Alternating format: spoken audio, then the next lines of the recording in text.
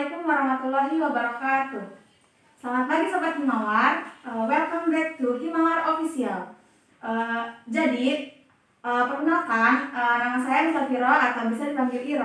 Hari ini akan memandu program podcast Himawar yang insya Allah akan mendatangkan narasumber yang sangat luar biasa, yaitu Bapak Halusi selaku Kepala Desa Melati.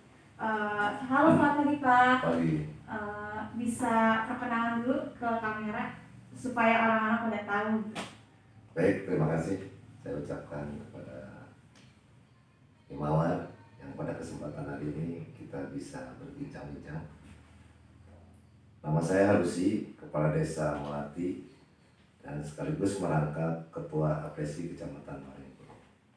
Pada kesempatan ini alhamdulillah saya diundang untuk berbincang-bincang dengan Himawar terkait dengan tema hari ini, yaitu implementasi otonomi daerah ke desa. Mumpung masih pagi nih pasti masih semangat ya guys. Semoga Bapak juga masih semangat ya. Insya Allah semangat. Iya. Dan kita juga mengucapkan terima kasih gitu Bapak sudah bersedia untuk menjadi narasumber di podcast Himawar ini. Jadi sesuai tema kita tentang implementasi kebijakan pemerintah desa dalam otonomi daerah ya Pak. Kan kebijakan pemerintah desa itu merupakan salah satu produk hukum karena setiap pemerintah desa memiliki kewenangan tersebut. Nah, kalau menurut Bapak sendiri kebijakan pemerintah desa itu seperti apa atau apa saja gitu? Baik, terima kasih. Sebelum kita lebih lanjut untuk membahas tentang otonomi daerah ke desa, tentunya kita harus tahu dulu terkait tujuan otonomi daerah itu ke desa. Yaitu otonomi daerah ke desa itu sebetulnya tujuannya implementasi otonomi daerah ke desa, yaitu bertujuan untuk mengetahui dinamika di desanya masing-masing, karena memang di dinamika desa itu tentunya berbeda-beda, apalagi dengan adanya Undang-Undang Desa Nomor 6 Tahun 2014 yang mengatur tentang desa.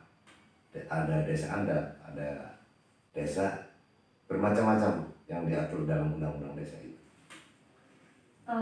Terus berbicara kebijakan pemerintah desa juga ya, kira-kira kalau di Desa Melati nih Pak, itu kebijakannya tuh yang terlaksana kira-kira apa saja gitu. Terus ada nggak sih peraturan desa yang dibuat dari pemerintah desa Melati ini untuk Desa Melati?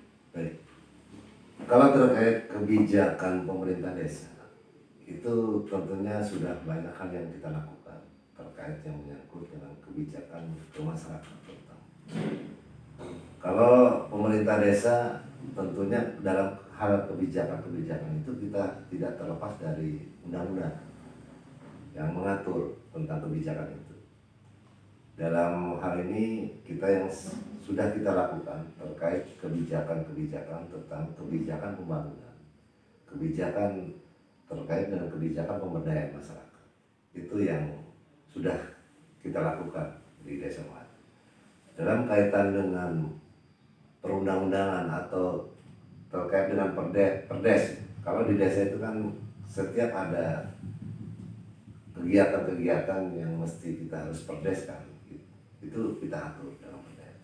Namun dalam hal ini pemerintah Desa Melati kemenjak saya menjabat 2013 sampai saat ini, kebetulan saya sudah di periode. Desa Melati belum pernah bikin perdes yang mengatur tentang kebijakan-kebijakan di masyarakat. Karena memang kadang-kadang kalau kita bikin perdes itu terkait dengan kebijakan-kebijakan masyarakat itu sering terbentur dengan aturan daerah, perda, dengan perda.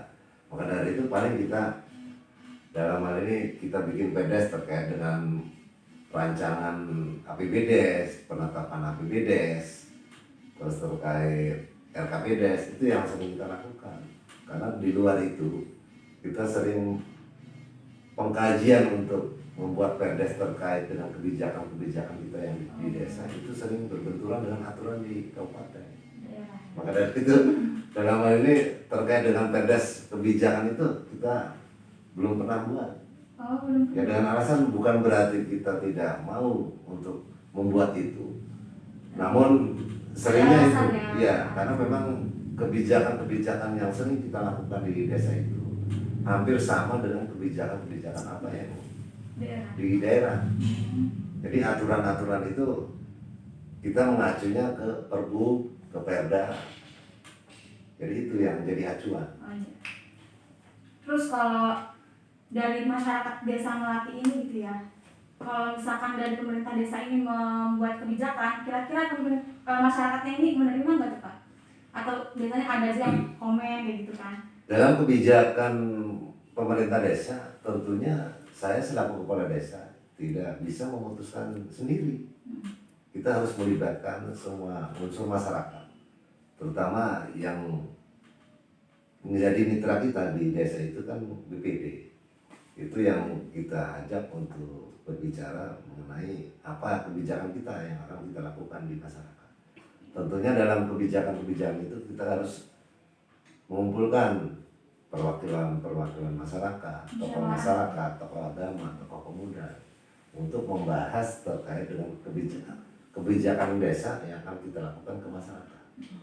Karena memang kebanyakan di pemerintah desa itu kalau kebijakan-kebijakan kita ambil sendiri, khawatir begitu kita kasih ke masyarakat kebijakan itu, masyarakat kurang berkenan. Nah, maka dari itu kita harus mengakomodir aspirasi-aspirasi masyarakat. Kita menampung aspirasi masyarakat sebelum melakukan kebijakan itu. Terus kalau tentang otonomi daerah nih Pak, kira-kira masyarakat itu tahu nggak sih, masyarakat Melati ya, itu tahu tentang otonomi daerah gitu. Terus di daerah Melati ini apakah sudah memberlakukan otonomi daerah gitu? Kalau terkait dengan pemahaman masyarakat desa Melati mengenai otonomi daerah ke desa itu, saya selaku kepala desa sepertinya masyarakat kurang begitu paham terkait dengan otonomi itu, karena memang masyarakat desa belum pernah mensosialisasikan ke masyarakat terkait dengan otonomi daerah ke desa itu. Karena masyarakat di desa Melati ataupun di wilayah Waringin Kurung yang lingkupnya, masyarakat itu kalau kita tidak menyampaikan dengan jelas kan pasti masyarakat tidak paham, tidak tahu. Makanya setiap informasi apapun kalau kita belum menyampaikan ke masyarakat sebetulnya ini tidak terlalu ini, seolah kita sudah melakukan kebijakan, sudah suruh melaksanakan, baru masyarakat lihat untuk melaksanakan itu. Kira-kira masyarakat tuh berperan nggak sih Pak dalam otonomi daerah ini? Yang jelas harus berperan, harus punya peranan, karena memang pemerintah desa itu kita tidak bisa berjalan sendiri. Kita harus melibatkan unsur masyarakat dalam semua kegiatan. Semua kegiatan yang ada di desa, baik kegiatan fisik maupun non fisik, itu harus melibatkan masyarakat. Karena memang setiap keputusan-keputusan yang ada di desa dalam hal kita melakukan pembangunan di desa atau melakukan kegiatan-kegiatan lain, itu yang jelas kita pasti melibatkan masyarakat. Karena kenapa kita sampai melibatkan masyarakat? Karena kalau kita sudah melibatkan masyarakat banyak untuk melakukan hal-hal di masyarakat, tentunya kan mudah-mudahan berjalan dengan baik. Masyarakat bisa menerima dengan apa yang kita lakukan di desa. Karena memang kita sudah melakukan dengan masyarakat. Terus kira-kira setelah diberlakukan otonomi daerah ini Pak, kenapa masih ada daerah yang tertinggal gitu kan? Di Kecamatan Waringin Kurung ini kira-kira Bapak ada masih daerah yang tertinggal? Kalau untuk di wilayah Waringin Kurung, saya kira untuk daerah desa tertinggal itu nggak ada sih. Kalau di wilayah Waringin, jadi di Waringin itu paling ada desa yang desa berkembang. Kalau itu mana aja kalau desa berkembang itu? Ya kayaknya hampir seluruh dari ya? 11 desa itu. Karena di Kecamatan Baringkung belum ada desa yang disebut desa maju, desa mandiri. Kalau ini kan memang harapan pemerintah pusat dalam hal ini, kita sebetulnya diarahkan dengan adanya dana desa ini, kita diarahkan untuk mengembangkan kegiatan fisik maupun non fisik. Bahkan kita diarahkan untuk istilahnya mengembangkan anggaran itu supaya menghasilkan PAD desa. Diarahkan ke situ untuk membuat BUMDes segala macam, karena memang diarahkan agar desa itu ada penghasilan yang untuk menyokong kegiatan di desa. Kalau di desa Melati ini BUMDesnya ada Pak? Belum ada. Belum ada ya? Belum ada. Karena di desa Melati, kenapa kita belum mendirikan BUMDes? Artinya kita setiap mendirikan BUMDes itu kan kita harus ada titik awal untuk pengembangan BUMDes itu. Karena kita tidak bisa mendirikan BUMDes, tapi apa yang mau kita lakukan belum ada. Jadi kita lagi berpikir untuk tahun depan ini memang ada rencana untuk mendirikan BUMDes untuk desa Melati. Nah, makanya kita sedang berpikir dengan rekan-rekan BPD, dengan lembaga-lembaga lain yang ada di desa.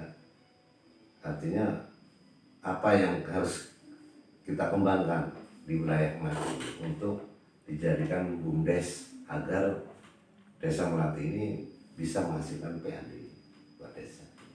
Tadi ke otonomi daerah ya Kak. Terus kalau misalkan menurut Bapak nih, otonomi daerah itu membawa pengaruh nggak sih terhadap stabilitas program desa gitu? Oh jelas, terkait dengan otonomi daerah itu ke desa, jelas itu berpengaruh besar. Karena memang segala sesuatu kegiatan-kegiatan di desa itu di samping semangat masyarakat, semangat pemerintah desa dalam melaksanakan kegiatan-kegiatan yang ada di desa, tentunya kita harus dibarengi dengan adanya dana. Karena mungkin kegiatan-kegiatan yang ada di desa, mungkin tidak semua kegiatan itu harus disokong dengan dana.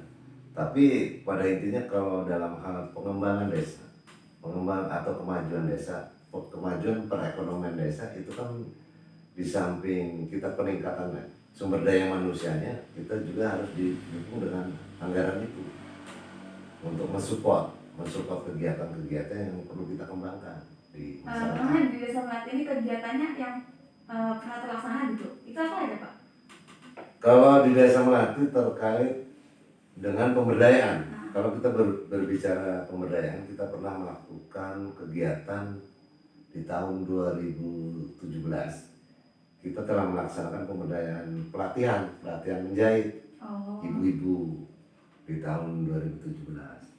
Cuma karena pelaksanaan itu sebetulnya pihak desa mendorong ke ibu-ibu yang ikut pelatihan itu untuk lebih meningkatkan kemampuannya dalam hal menjahit. Karena memang di sini kita agak berat ya, dalam kita perlu ekstra untuk mendorong melanjutkan apa yang sudah dilaksanakan kegiatan pelatihan itu. Karena masyarakat pengennya istilahnya didorong terus sampai berhasil. Kalau kita lepas di tengah jalan ya kebanyakan berhenti. Nah, contoh lain kita melaksanakan pelatihan kelas para pemuda di desa Melati itu. Kita di tahun 2018 pernah melaksanakan kegiatan pelatihan kelas. Sama seperti itu. Bahkan kita pernah kerjasama terkait dengan pelatihan kelas itu dengan pihak pelatihan dari Cilegon. Bahkan begitu kita selesai melaksanakan kegiatan pelatihan kelas itu, ada beberapa yang terpilih itu untuk melanjutkan pelatihannya di Cilegon. Itu yang sudah saya lakukan terkait pemberdayaan. Terus di pemberdayaan lain juga kita sudah melaksanakan. Terus menurut Bapak peranan masyarakat terhadap desa otonom itu apa?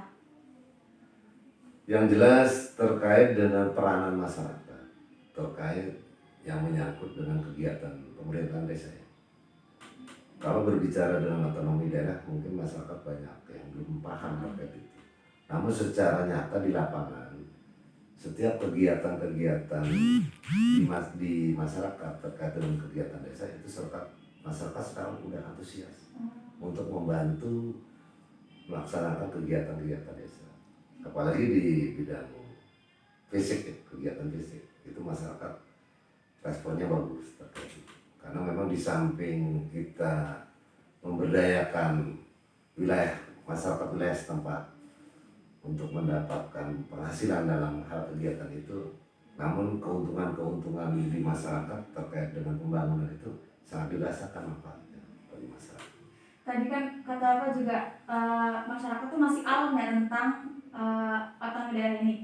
Katanya perlu kan sosialisasi gitu. Jadi itu sebenarnya sosialisasi itu perlu nggak sih buat masyarakat tuh tahu tentang otonomi daerah gitu? Ya kalau dibilang perlu ya jelas perlu untuk penyampaian itu. Karena kalau masyarakat sudah mengerti atau sudah paham terkait dengan otonomi itu, tentunya masyarakat bukan hanya menyumbang pemikiran, namun dalam pelaksanaan yang jelas pasti kan ikut andil dalam kegiatan pembangunan maupun yang lain terkait dengan masyarakat. Oh ya, tadi peraturan desa ada juga ya Pak? Bahwasannya di desa Melati ini belum ada ya? Belum ada terkait dengan Perdes yang mengatur tentang kegiatan-kegiatan lain di masyarakat. Karena memang itu tadi yang saya jelaskan. Ya udah, mungkin cukup ya Pak ininya, karena ternyata udah lumayan lama juga nih kita berbincang-bincang. Untuk selanjutnya bisa Bapak kasih closing statement atau quotes gitu, atau kata-kata penyemangat untuk sobat Himawar semuanya di depan kamera. Yang pertama yang saya sampaikan sebelum kita menutup perbincangan hari ini terkait dengan otonomi daerah ke desa. Harapan saya itu betul-betul pemerintah kabupaten melaksanakan otonomi itu, terutama di wilayah-wilayah ya, atau desa-desa yang masih tertinggal. Itu harapan saya. Dan harapan saya yang kedua terkait dengan rekan-rekan Himawar. Tentunya rekan-rekan Himawar yang saya harapkan ini punya peranan, terutama di tingkat kecamatan, yang ikut mendorong atau membina di desa sekecamatan Baringkoro. Itu yang saya tekankan, dan bisa untuk terus berkomunikasi, kita kerjasama dengan Himawar terkait dengan kemajuan di masing-masing desa atau menyangkut dengan kecamatan. Itu yang saya harapkan. Ya Pak, kita juga terima kasih karena Bapak sudah meluangkan waktunya, mungkin lagi sibuk juga ya. Tapi udah mau jadi narasumber kita gitu. Oke guys, mungkin cukup sekian podcast Himawar hari ini. Jangan lupa subscribe YouTube Himawar Official, atau bisa nyalain loncengnya juga supaya setiap ada video terbaru nggak ketinggalan ya. Dan bisa juga follow Instagram @himawarjaya supaya tetap nggak ketinggalan juga dengan apa nih berita-berita yang ada di Waringin Kurung gitu ya. Khairul nas anfa'ul linnas, bersama kita kuat, bersatu kita jaya, seiring seirama senasib sepenanggungan. Wassalamualaikum warahmatullahi wabarakatuh.